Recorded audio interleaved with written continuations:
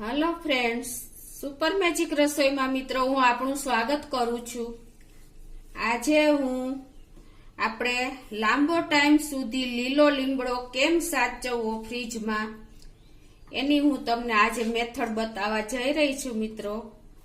તો તમને મારો વિડીયો ગમે તો લાઈક કરજો, શેર કરજો અને સબસ્ક્રાઇબ કરવાનું તો ભૂલતા જ નહીં।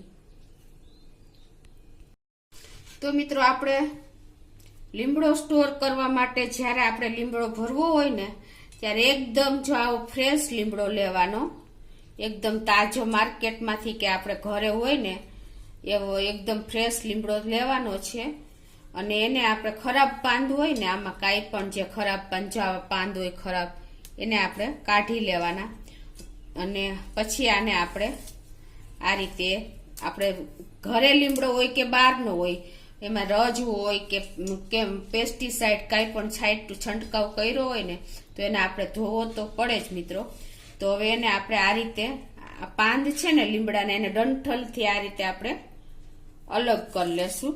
તમે જોઈ શકો છો આ રીતે, કેમ કે આને આપણે વોશ કરવાના છે એટલે ડંઠલથી આપણે ભરવા છે એટલે આખી ડંઠલ તો આપણે નહીં ભરી શકીએ, એટલે આ રીતે તમારે પાંદ એના અલગ કરી લેવાના છે।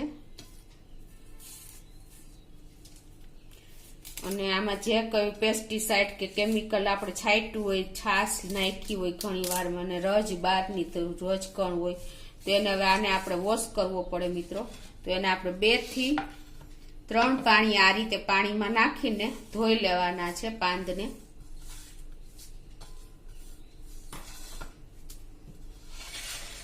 આ રીતે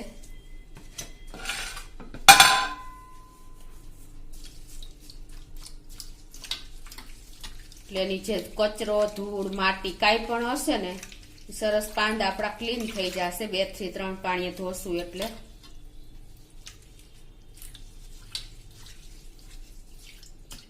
તો મિત્રો આ રીતે હું 2 થી 3 પાણીએ ધોઈ લઉં છું।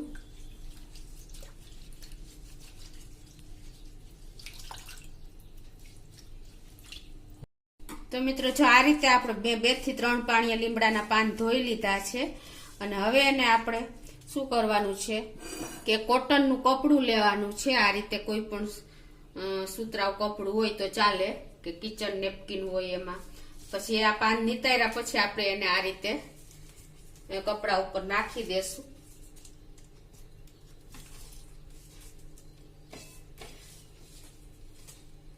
અને એને આપણે આ રીતે કપડું બેન્ડ કરીને એનું બધું પાણી આપણે આવી રીતે પ્રેસ કરીને હળવા હાથે આપણે એને શોષી લેશું પાણી લીમડાનું। મિત્રો લીમડાના ગુણ તો ઘણા છે, તમે આપણે રોજ લીમડાનો ઉપયોગ કરવો જોઈએ, લીમડાની ચટણી કરીને ખાવી જોઈએ અને આનો દરરોજ 1-2 વાર તો ઉપયોગ થવો જ જોઈએ મિત્રો। આપણને બધી રીતે હેલ્થ માટે બધી રીતે આ ઉપયોગી જ છે મિત્રો। અને આપણે ઇન્ડિયામાં તો ખાસ લીમડાના ઝાડ હવે ઘરે પણ ઉગાડતા થઈ ગયા છીએ, એટલે તમે આ રીતે જો લીમડો તૈયાર કરીને રાખશો ને તો તમને આળસ પણ નહીં થાય। અને તૈયાર પાંદ હશે ને તો તમારે ઇન્સ્ટન્ટ ગમે ત્યારે ઉપયોગ કરવો હોય, ધોયેલો લીમડો હોય એટલે ધોવાની ઝંઝટ પણ નથી રહેતી। અને ઓલું શું કે આપણે લીમડો શોધી કેટલી વાર લાગે, આ તમે તૈયાર કરીને જો સ્ટોરેજ કરેલો લીમડો હશે ને બેનો તો તમારે ઇઝીલી ઉપયોગ કરી શકશો। તો આ રીતે આપણે જો કોટનના કપડામાં બધું પાણી શોષાઈ ગયું છે, તમે જોઈ શકો છો। આ રીતે હળવા હાથે તમે કરશો ને તો એનું મોઇસ્ચર શોષાઈ જશે। અને હવે શું કરવાનું છે મિત્રો, આને હવે આપણે ઓછામાં ઓછું આપણે 2 થી 4 મિનિટ તમે પંખા નીચે રાખશો ને એટલે એકદમ આપણું જે લીમડાના પાનમાં મોઇસ્ચર હશે એ સાવ ડ્રાય થઈ જશે, સુકાઈ જશે।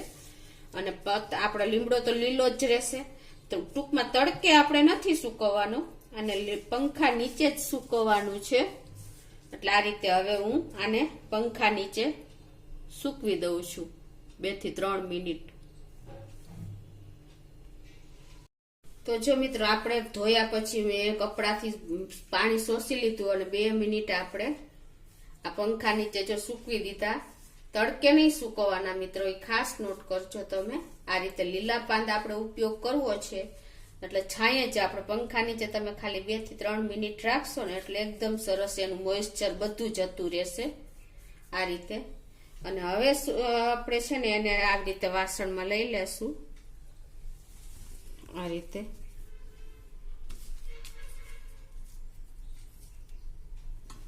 તમે જોઈ શકો છો એકદમ આપણું મોઇસ્ચર લીમડાના ધોયેલા પાનનું ઉડી ગયું છે. હવે એને આપણે આને સ્ટોર કરવા માટે આપણે લાંબો ટાઈમ એટલે કે ઓછામાં ઓછો આપણે 1.5 મહિનો સુધી આ પાન દેવા નેવા રહીએ છીએ. તો એના માટે આપણે શું કરવાનું કે આપણે કોઈ પણ એરટાઈટ કાચની બરણી લેવાની, કાચની ટૂંકમાં લેવાની, પ્લાસ્ટિક નહીં ચાલે. આ રીતે આ એરટાઈટ જ આવે છે મિત્રો.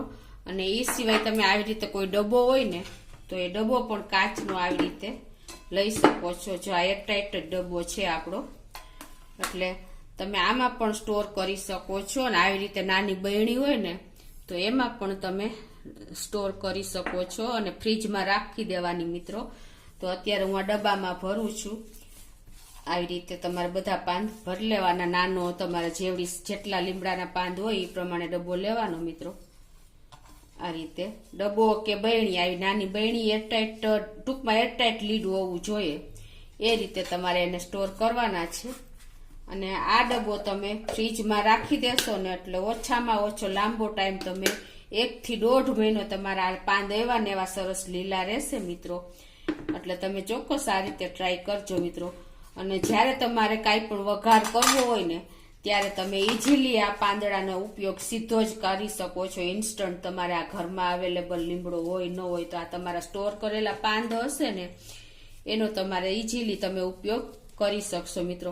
ઘણી વખત શું હોય છે કે આપણે લીમડો લઈ આવ્યા હોઈએ છીએ પણ એને આપણે ધોયા વગર તો ઉપયોગ કરતા જ નથી. એટલે આપણે ધોઈએ ત્યારે પાંદ ભીના હોય છે તો તમે આપણે જ્યારે વઘાર કરીએ દાળ કે શાકનો તો આપણે નાખવા જાય તો પાણીને હિસાબે આપણે છાંટા ઉડે છે ને આપણે દાજી જવાનો પણ ભય રહીએ છે મિત્રો.